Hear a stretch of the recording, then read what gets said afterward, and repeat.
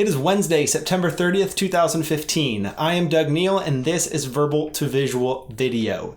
Today's show is a follow-up to yesterday's, in which I described the 4 layers that I used to tell a story using maps, drawn routes on that map, sketches added with other paper taped onto that map and over that route, and photos added to the mix as well.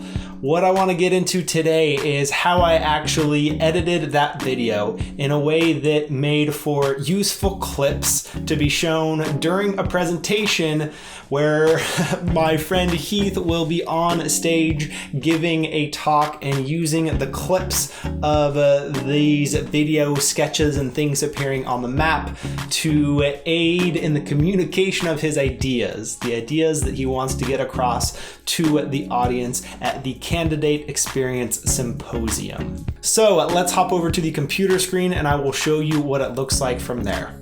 All right, so we are going to start here in Adobe Premiere Pro. Now, this is not meant to be a tutorial on how to use Adobe Premiere from start to finish. I just want to give you a sense of what you can do with this tool. And if there is enough interest in a future video, I will do a more start to finish tutorial on how to use Adobe Premiere Pro when creating illustrated videos. For now, let's take a look at how the editing worked for this particular video. You can see that in the beginning here, we had a close-up shot on Texas, which is where Heath's story starts. And what I would like to show you here is how I brought in a single movie file. And when I zoom in here on this scale down below, what I did was I took this video file. There are kind of 2 layers going on here. One is just the movie file itself, the video. The other is this adjustment layer, which I added because when I shot it was a little bit darker than I would have liked. So you can add an adjustment layer to brighten it, and I think I also bumped up the contrast a little bit to make the visuals pop a little bit more.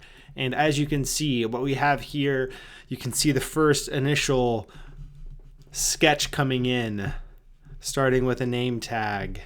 And as I just scroll through what the video will look like, the writing of Heath's name. His documentary is called Hourly America, which you will see in a second. What I want to point out here is that each of these individual movie clips down below, they have a percentage next to them. That's because there is this easy ability with the rate tool. So if I click R, that brings up this rate tool that allows me to change the speed of any video clip. So that's what I do with certain sections of pretty much all of the videos that I post here, is I speed them up. So you can see me sketching things, but it's not in real time, it's in sped up time. So you can see that bumped from about 200% to 500%, which shows the hand coming in much more quickly. And it's really just with experimentation that I have found what speeds worked the best. And oftentimes I'll just shorten it down so it's quick and then do a little playback to see if that feels too fast or too slow. So let's scrub through here and find some other elements that might be worth pointing out in this video. So you can see we had a little bit of a zoom out there. That is what I did with the actual camera itself when I was recording. More sketched elements come onto the page. Heath describing his path prior to it taking it, this road trip journey. A little bit about the millennial dream. What I want to pull in is there's some spots where some interesting transition occurs. A lot's coming on the screen here. So you can see a little bit of how this built up. And initially there was a lot of sketches and not a ton of photos. But then we added some photos there of Heath and his wife Alyssa when they got the RV.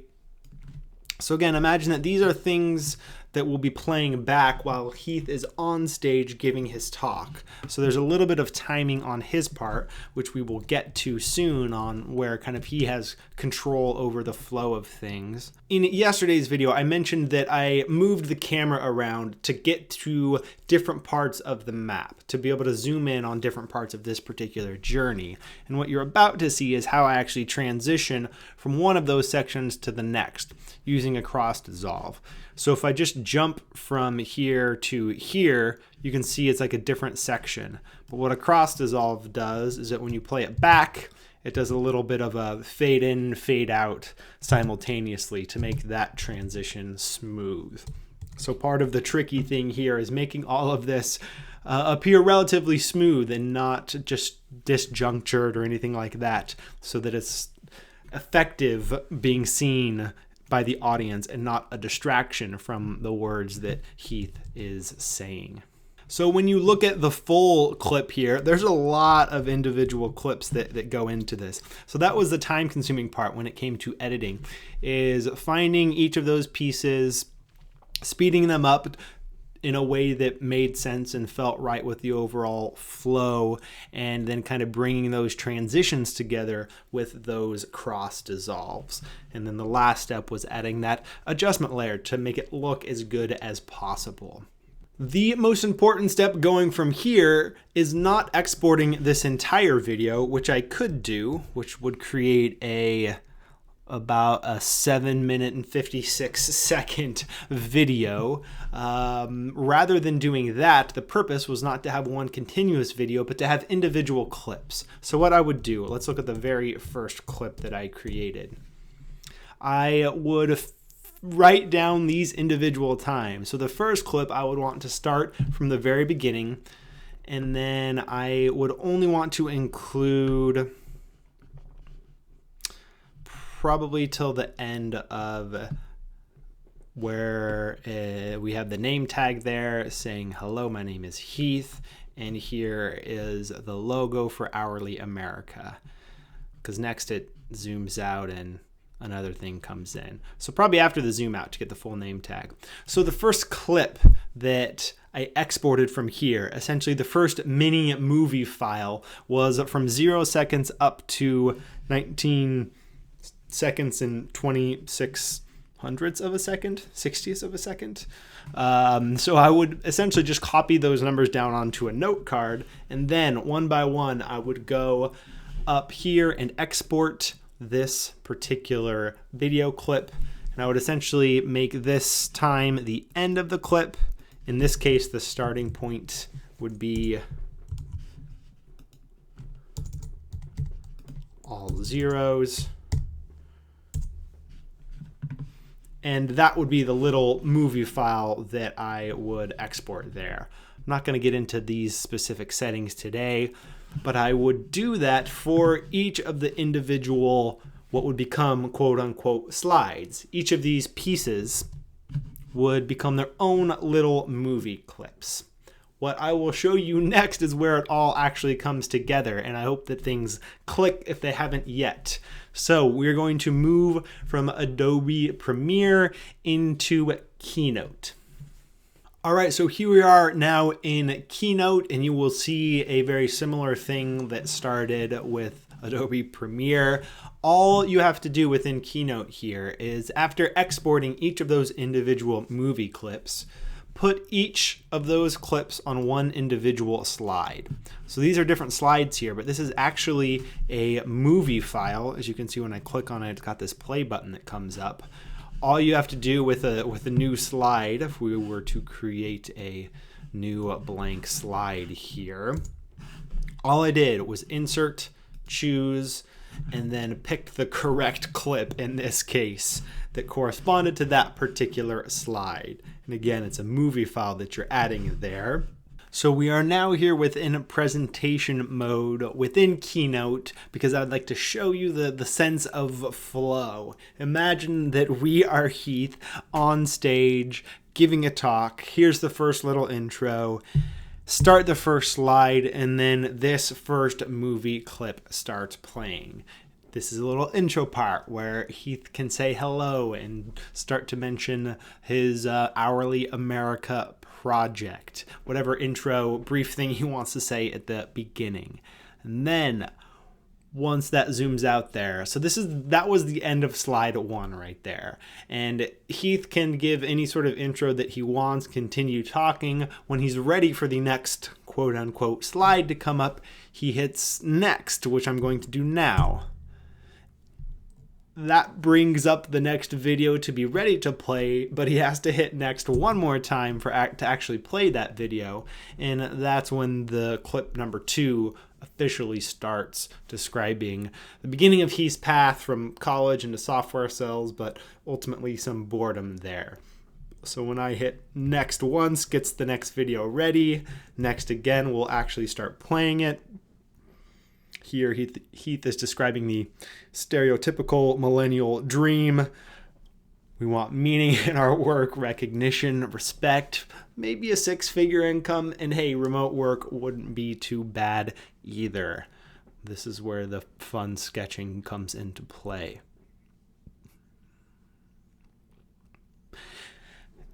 And again, when that stops, that's the end of the slide. So Heath can go into any amount of detail into this, but when he hits next a couple more times, that's when the presentation continues.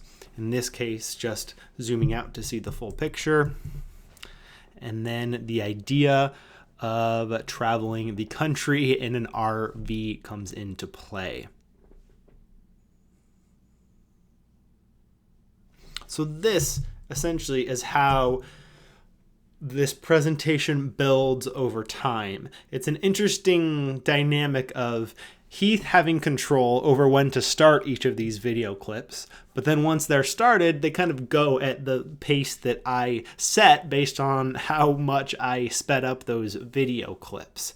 So that makes this kind of a unique collaboration in that we both have a role in the pace and flow of this presentation. Obviously, we chatted a lot about how each of these pieces would come together to make sure that it aligns well with what Heath wants to get across.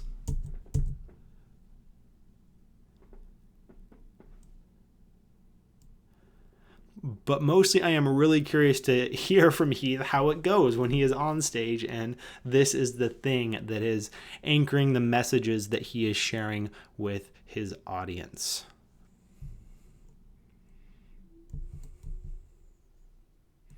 Starting to draw on the mat for the first time.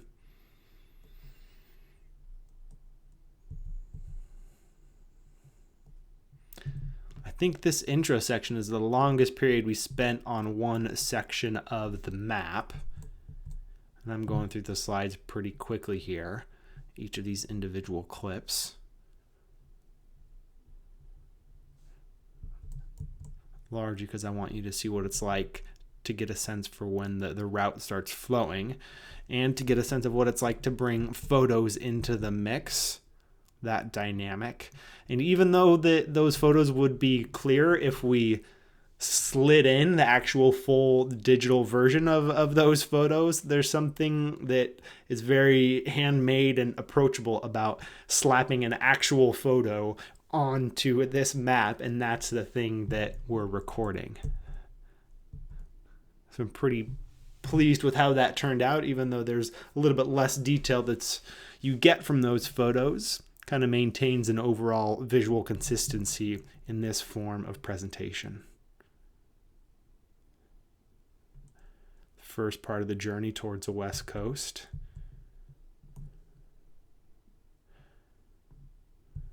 And I think that's where I'll stop here. I'll go real quick just so you see we do in fact make it all the way through over the whole US. Lots of good stories from different jobs that Heath worked. You'll have to wait to get the full details on all these, but made it all the way around, back to the beginning, had some space in the middle for some closing thoughts, and I think I will end it there. I hope that you enjoyed seeing what it looks like from an editing standpoint, and also the ultimate presentation that you would see going on the screen while someone else is actually talking, in addition to seeing those visual elements. What I want to reiterate here is the fact that this is somewhat high on the complexity scale in terms of the types of videos or presentations that you can make using your sketchnoting skills. Starting tomorrow, I'm going to go in the opposite direction and use only this, both for recording and editing these videos. There are a couple of reasons for that. The first is that I want to show some contrast compared to what you've seen in these last few videos. The second is because I'm going to be at a conference at the resort at the mountain near Mount Hood. So I'm going to be in a remote area. I'm not going to take this big guy here, and I want to see what it's like to have this be the creative constraint when it comes to the creation of these videos. And then I will be able to better report back how to use more simple tools for simpler but potentially just as effective videos and presentations. So look forward to that in the coming days. Wi-Fi is a little bit iffy up there, so I may or may not be able to post every day, but I will definitely be recording, and I look forward to sharing these videos with you as soon as I can. Thank you for watching, and I will see you hopefully tomorrow.